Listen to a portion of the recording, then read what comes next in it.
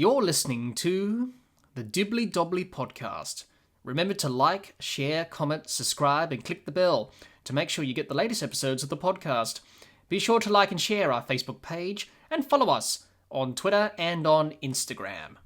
Bharat, we'll move on to our next topic and talk about international cricket. I know everyone keeps talking about the state of the game and it's got too many problems. You and me can't solve the problems of the game here today.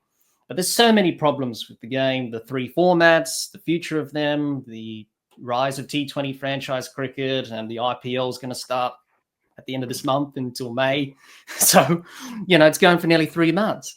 So stuff like that. And it is changing the ICC governance and India's influence on cricket, which is well prevalent now. How do you assess the state of international cricket now, Bharat? Are we in for some tough years ahead? Or this is just the new normal now of cricket and we just have to deal with it?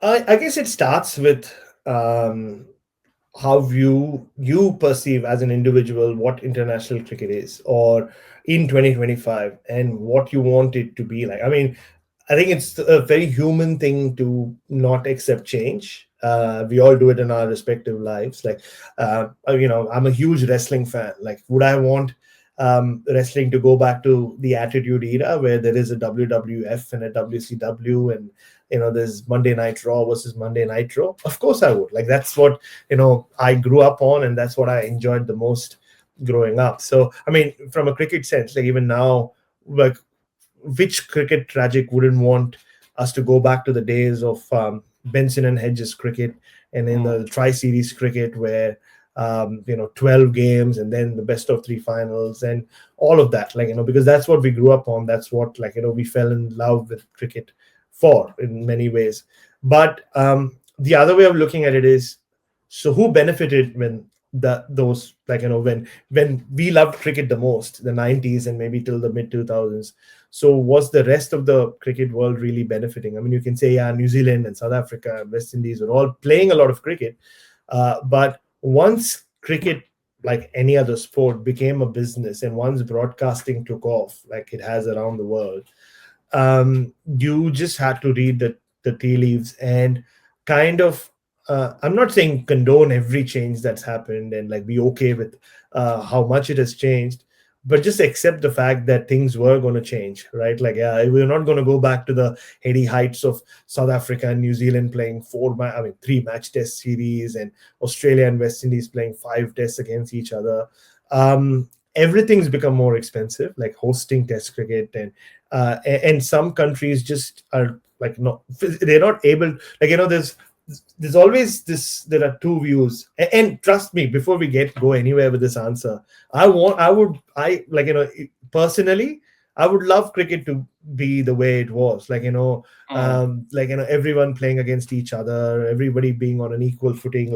It used to feel like it was the case back in the 90s. But the big change for me that happened was not even what India has done or what's happened to the other countries.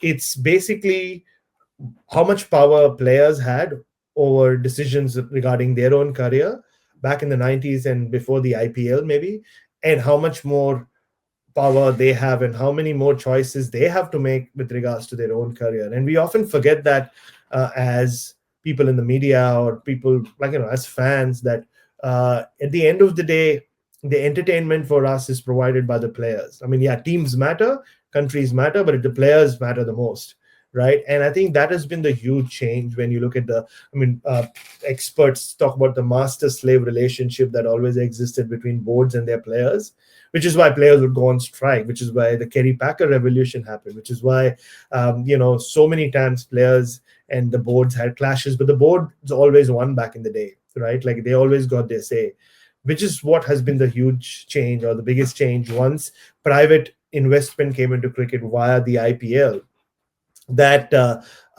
So then it became a very business transaction. You're a player, so it's about you, yes, playing sport at the highest level, playing for your country, but at the same time making the most out of all the sacrifices that you make to play at the highest level. There's a reason why less than 500 men have played Test cricket for Australia since 1877. We are 148 years into playing or into Australia being a Test cricket or Test cricket being a thing.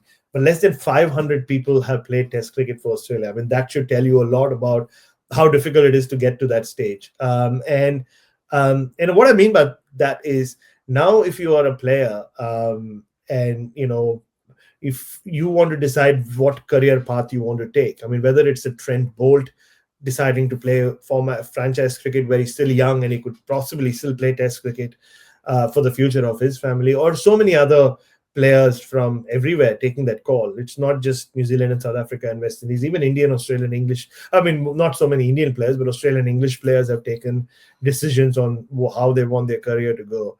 So once that happened, the whole outlook towards the future of cricket and not the future, just even the current climate of cricket was going to change. So like the bargaining power that the players have a lot more now goes with, like, some people might question, Cummins, Hazelwood and Stark and should have been there for the Champions Trophy playing for their country.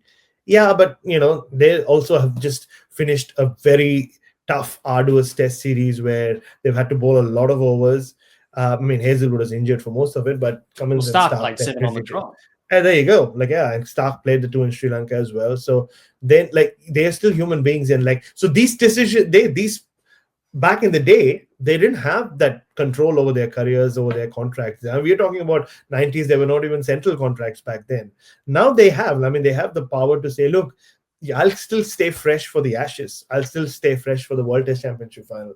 I just need to tend to these niggling injuries I have, and then, like, do justice to the big paycheck I'm getting from the IPL. So what's wrong with that? Like, if I can sit here and I can say, look, I'm at a stage in my career, Jack, where I don't need a permanent employer. I can be contracted by 5 different places for TV, radio, print, vodka, websites or whatever.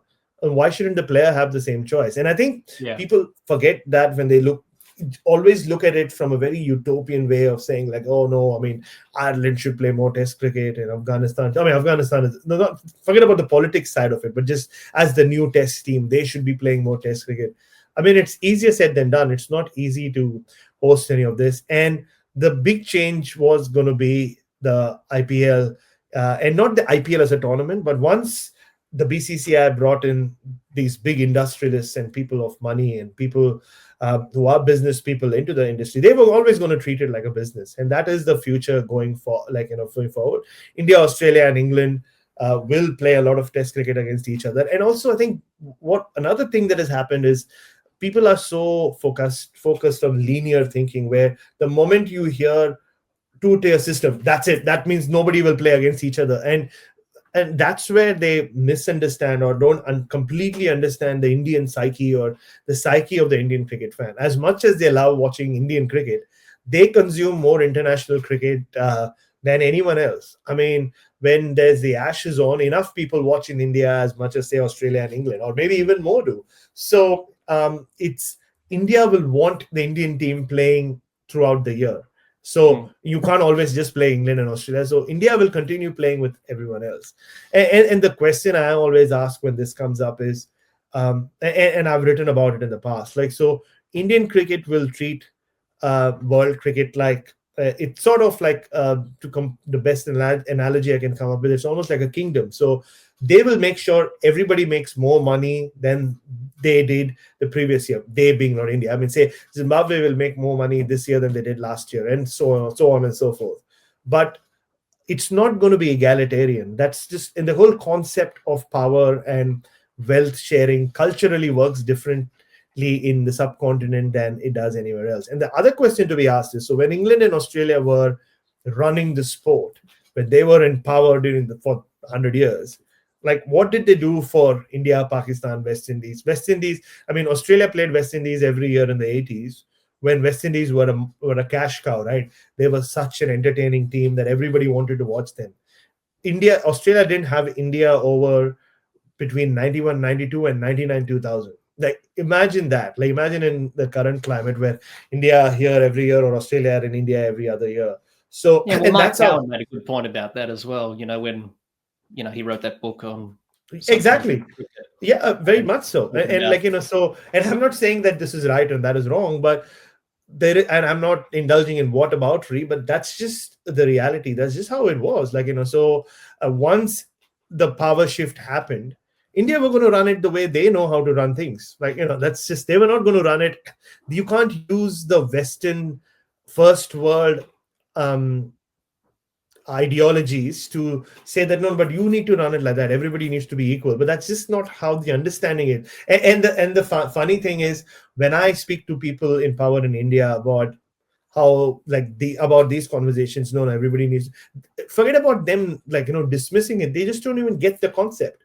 Just like in this part of the world, you don't get the concept of how it works over there, like how divided society is over there, right? So it's really complex, and it's like, personally, I would love for, like, more tri-series and the kind of cricket that I grew up on to be a thing. But sadly, and just look at the numbers, dwindling numbers when it comes to attendances, like, when it's not Australia England, when it's not Australia India, it's when it's not India England, it's just a reality. I mean, I can't stress on it enough. Yes, you'll have the occasional great test match or the great series, and eventually immediately people will go on. That's what I mean, right? That's how the media has changed. You asked me that question earlier, right?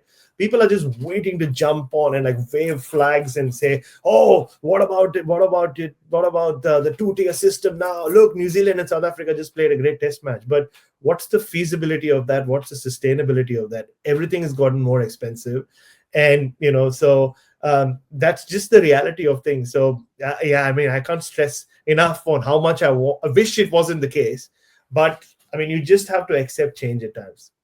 Yes, I suppose the world's changing and the sport's changed for generations, and people have to accept that, I suppose.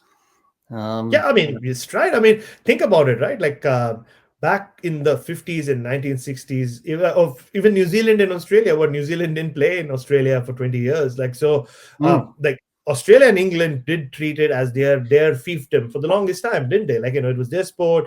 So they decided who played and how much they played. And for the longest time, that didn't happen. Like, so the lesser teams, whether it was India or Pakistan or, say, West Indies before they became a thing, yeah, were treated like, so again, it's again, I'm not saying that was the world that we lived in back then. This is the world we live in right now, so it will change.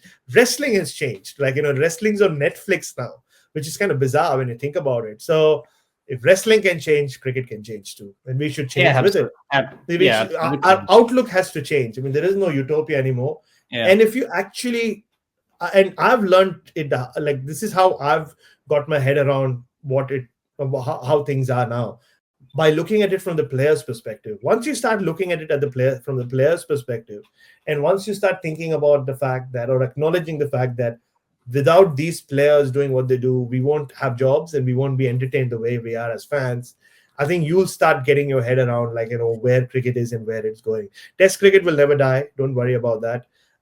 One day cricket, well, who knows? mm, And the ICC tournaments will be designed in a way where, the like you if you're a broadcaster, you want the critical mass. Like, you paying billions of dollars now. They were not paying millions and billions of dollars in the 90s and 80s, right? Or even like 20 years ago. Now they are playing billions of dollars. So they want the best output for them, right? and that's why The we the have a tournament every year since Exactly, yeah, so that 2021. we can get an India Pakistan match every year. So even though India Pakistan matches have become so one-sided and boring, it's just how it is. Yes, yeah, I totally agree with that, Parash, and I think everyone needs to. I get that a lot on the podcast. People saying, "Oh, we should go back to the old days and all this stuff." But I wish we could. Like, I wish yeah, I could same go back here. to being a But child. Yeah. So realistically, the world is yeah, a different place it now, and is. It cricket's is. a The different economy game. has changed. The world Mm, order has changed. yes, and I think it was Don Bradman. Greg Chappell said to Don Bradman when he asked him about World Series cricket, "Why were you against it?" He said, "Greg, when sports becomes a business, it loses something," and he's right. He's absolutely right. But the fact is, it has become a business. Like, what can you Mm, do about it? Like, yeah, you'll yeah, have that's to the take thing. it back to its roots if you Yeah, want to change things, where it wasn't a business. Like, and everything's a business. Like, once you, and it's just going to grow more and more into becoming a business. Like, once whether it's the IPL franchises having taken over, or IPL people like the IPL owners. There are IPL owners, but there are others as well who have now come and buying stuff in the 100 private investment. Players getting more and more powerful once they get contracts from those people and not their national board. So that's just the future. Like, you just have to ride with it. Obviously the advantage though in 2025 is all the nostalgia content is out there on YouTube or all these crazy people on social media. I don't know. I'm such a big Linda, on YouTube. Yeah, absolutely. And there are so many more. Like, I'm such admirers of, like, I always sit there and watch these clips of these, not even just the famous games, but like these obscure matches, and go, how amazing are you people that you have access to these videos, and where do you get them from? But it's all there. So I do indulge in my nostalgia very often. Whether it's wrestling or cricket or music Yes, that's another great thing. Yeah. Like, look, I as a metalhead, I want music to be like thrash metal, to be as raw as it was in the 80s, before I grew up. But the metal music I grew up on. But by the 90s, things had changed. By the 2000s, and now, but I can't sit here and say, I can't sit here and say, I wish music could go back to the way it was, where there was not so much of an electronic influence. But then who am I kidding? Like, it's changed. Wake up, smell the coffee, Bharat. So that's just how it is. Yeah, I suppose that's the case with everything in life now. It is. Yeah, good to hear your thoughts on that, Bharat, and I'm sure people would be very interested to hear your thoughts on international cricket there. I might not like it, but it's just a fact. Yes, but we move on. Hi, everyone. Hope you enjoyed hearing Bharat and I discuss international cricket.